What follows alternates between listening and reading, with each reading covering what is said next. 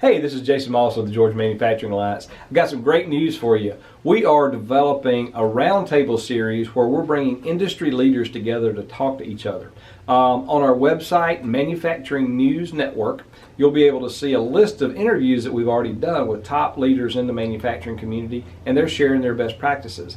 Those are just one-on-one interviews where I talk to them and kind of ask them a series of questions. I think you'll find some great insights and tips on how other companies are dealing with the coronavirus challenge that we're facing today.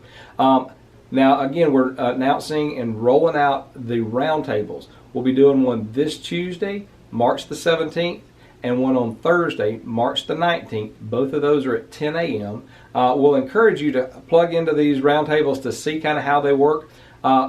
Next week, we'll have 6 sessions scheduled, and all of those will be for our subscribers to the Manufacturing News Network.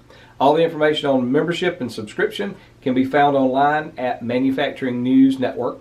Again, our goal is to make sure that we have industry leaders talking to each other, sharing best practices, and we want to make sure that you benefit from those as well. Look forward to seeing you on the calls.